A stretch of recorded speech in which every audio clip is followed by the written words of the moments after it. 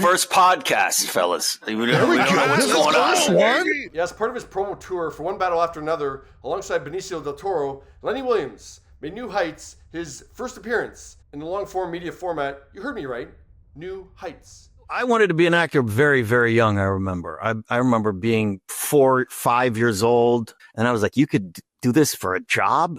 I mean, I don't need to go be an accountant or a travel agent. I can actually do this for a job. Found out you could get an agent and like do it professionally, and I just started begging my parents, take me to auditions. I was the stage child. You know, they have like stage parents that are like, you have to go to this, go to this. I was like, Mom, get me an audition, drive me there now. Yeah, so Lenny was hustling for work by the time he was 10. I finally got an agent. They said, your name is too ethnic.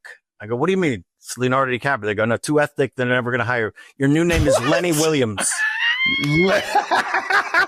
I said, what is Lenny? I was 12, 30. I said, what is Lenny Williams? Well, we took your middle name and we made it now you're Lenny. So yeah, born Leonardo William DiCaprio, the agent decided that Lenny Williams was a simpler name for people to remember. I highly doubt the agent was suggesting that Williams would be spelt that way with an S on the end. I'm guessing he suggested it to be the more conventional way. And my dad saw his photo, ripped it up, and he said, over my dead body.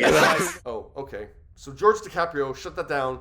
So Lenny Williams never came to be. My bad. The name Leonardo DiCaprio stayed, and that's how he's credited in his first TV gigs ever in The New Lassie and Parenthood, and how his name appears on the movie poster for his film debut, 1991's Critters 3. From coming from television, doing this great show called Growing Pains. It's nice to hear Leonardo call Growing Pains great. Because yeah, that 23-episode stint really elevated him to be ready for his next film gig. But then, damn, you're on a set with Robert De Niro, you know? Yeah, in 1993, Leonardo portrayed this boy's life on the big screen. I remember I had like a scene with him where I needed to like step up. And I remember the director saying, watch him. He goes, pain is temporary, film is forever. That director would be Michael Caton-Jones, who previously directed Doc Hollywood, and then would go on to direct Rob Roy and The Jackal. Pain is temporary, film is forever. I was like, got it. That was like the note that hit me the hardest.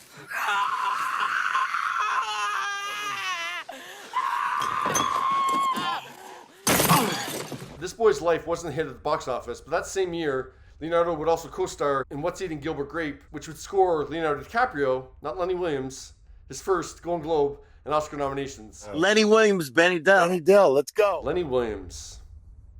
I don't know, like Leonardo DiCaprio, like, I get it to a certain extent, but I mean, yeah, Leonardo's not a hard name for people to know. I guess DiCaprio was, a little bit difficult, but I guess that was the, 1990. But yeah, what do you think of Leonardo almost being called Lenny Williams? This podcast would not be the same with Lenny Williams and Benny Dell. I tell you that right now.